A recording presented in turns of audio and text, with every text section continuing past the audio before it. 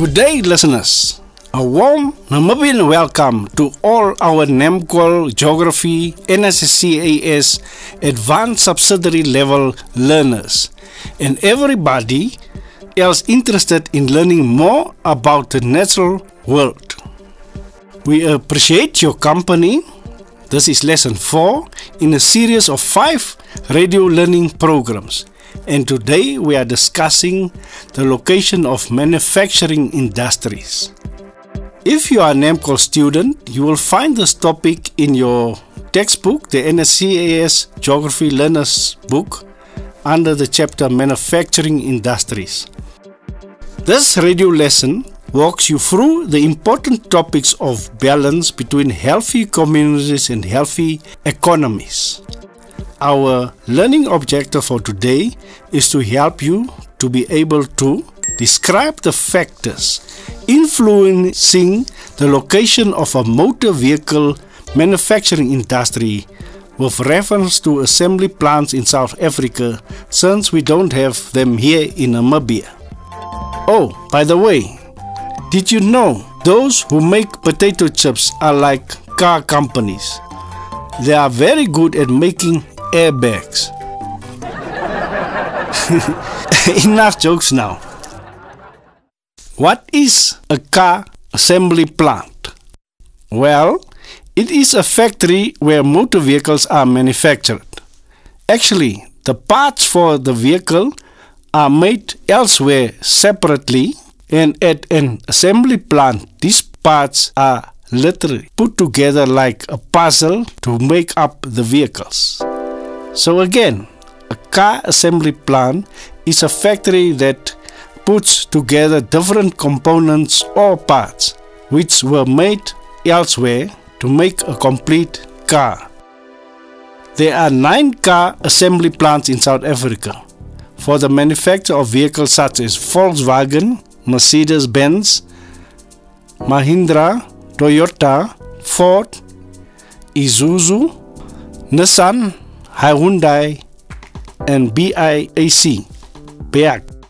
Namibia also has an assembly plant for Peugeot in Walvis Bay, which was established in 2018. Unfortunately, it reported that it had only sold 22 cars and the plant is at risk of shutting down. The factors that had contributed to the sad state of affairs are, of course, the negative economic impact of the COVID-19 pandemic, but also apparently people prefer other brands. The question of why South Africa succeeds with several assembly plants for different car makers, while Namibia apparently fails with its one and only assembly plant, is what we call high-order thinking questions. There are many factors which determine the success of a business, and location is amongst the most important. For us as geography students, this factor, the site where vehicles are assembled, is all that is relevant right now. You see, the vehicle assembly industry is called a weight gain industry because it makes a heavier final product from lighter raw materials. Putting together a car requires combining a range of different lighter parts to make up a full car, which is then obviously heavier than the individual parts that were used to make it. You've got the concept of a weight gain industry. Now, the location of an industry means the site where the industry is established.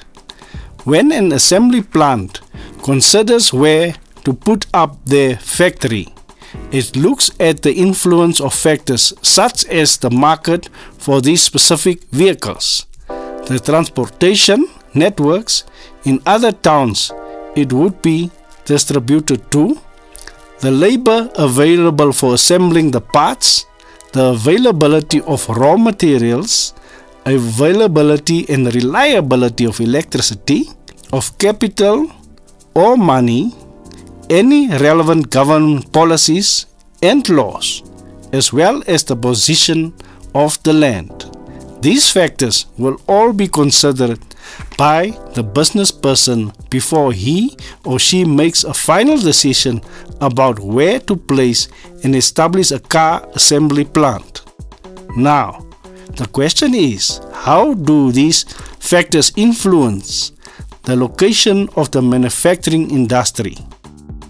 If you get a question like this in the exam, please describe at least any two and make reference to any specific assembly plant. Again, the factors were the market for the specific vehicle, the transportation cost for the distribution, the labor available, availability of raw materials, electricity, and of capital, and any relevant government policies and laws, as well as the position of the land. Let's say I decide in the exam to describe labor and market and using a Volkswagen assembly plant. I would then explain that the Volkswagen assembly plant located at such and such a place is positioned where there is enough labor and is close to the market, meaning a town where people drive this type of vehicle generally. Or let's say I choose to describe relief, land and transport, focusing on a Toyota assembly plant that I know of.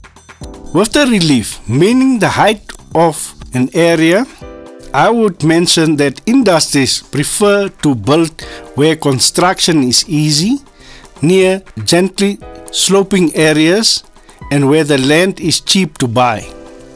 And an industry would also prefer to set up in a location where the transport network is reliable and accessible.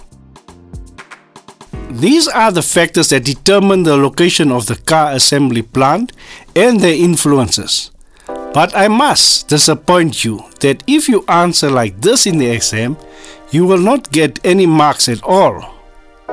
Do you think any industry would prefer to be in an area with a poor transport network or areas where there is no labor? Not at all. So, while you would not be wrong to give such answers, you would also not be correct either for the following reasons. These answers lacked supporting evidence. They are poorly developed and they are without any references. Do not think by mentioning the example of an assembly plant that is a reference. It is not. The examiner wants clear evidence of the influence of the factors. You must first identify a factor, then describe its influence and support this influence by giving evidence or examples. This is a 7 to 8 point question and it requires extended writing to earn those marks. Remember also that critical thinking is always accredited. Here is another chance for you to make sure you understand how to answer an exam question that requires you to describe the factors that influence the location of a motor vehicle manufacturing industry, or for a named car assembly plant that you have studied. Or the question could read, describe the factors which influence its location and development. There are keywords that tell you what is asked, such as factors that influence the location. You know that the factors are capital, market, transport, labor, power, raw material, land and government policies. In terms of capital then, you should mention that a specific car assembly plant is located near various financial facilities such as banks, where people could be able to get loans, also where the area is conducive for foreign investment. List specific businesses and towns to provide evidence of what you are saying. Let's look at market. You could mention that specific assembly plants are concentrated in the province of Eastern Cape, Gauteng, KwaZulu-Natal, which are major cities and from where the plant could provide to a large domestic market. South Africa enjoys the benefit of being a member of many bilateral and multilateral trade agreements and is therefore able to export to neighboring countries, other African countries, and across the continent. The transport factor are that South Africa has a good transport network system, making it accessible via railways, highways, airports, and seaports. All these networks enable it to export its products. Labor. South Africa has the benefit of using both local unskilled labor and skilled labor from university graduates. In addition, South Africa has access to knowledge from many research-leading automobile engineering universities across Africa. Now, we look at raw materials. As a factor determining the location of car assembly plants, car assembly plants are footloose industries, meaning they need not actually be tied to a particular location. This is because they depend on a wide range of raw materials. So, since South Africa has an excellent transport network, the car manufacturing industry can easily transport raw materials from local suppliers and from the seaports and airports, which makes it convenient for importing raw materials to an assembly site.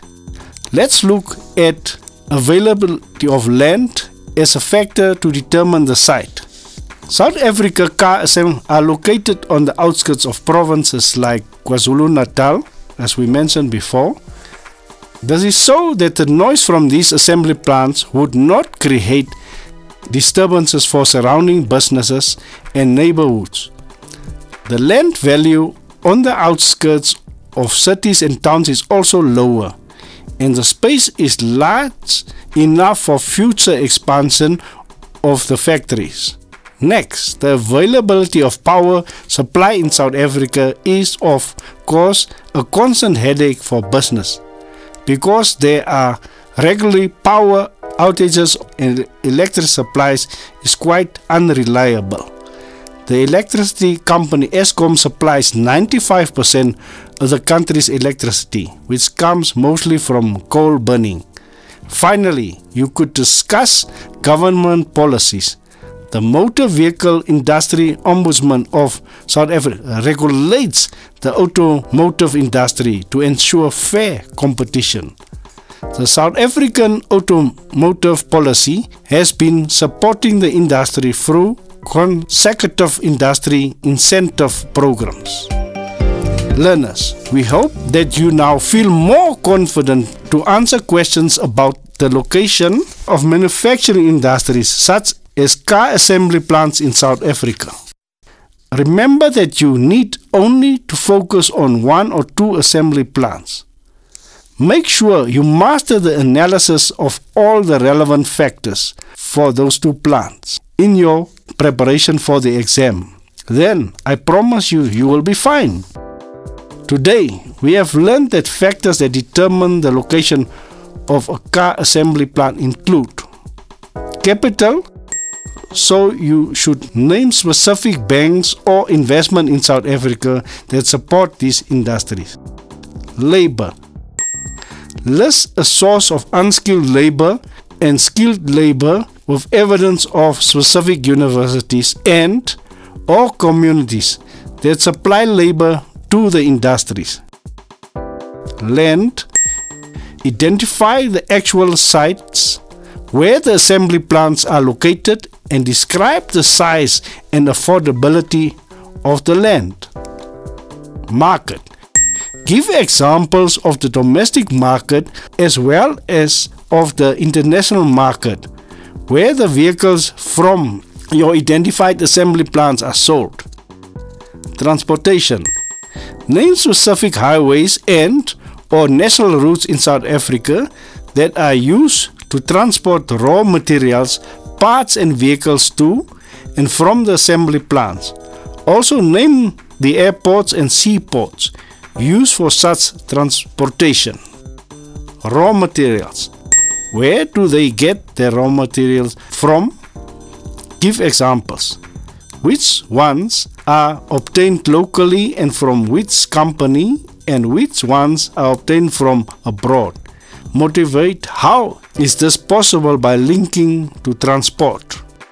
In discussing power supply, you should mention where they get their power electricity from, list the name of the power plant or power company, and how reliable the power supply to the assembly plant is in general.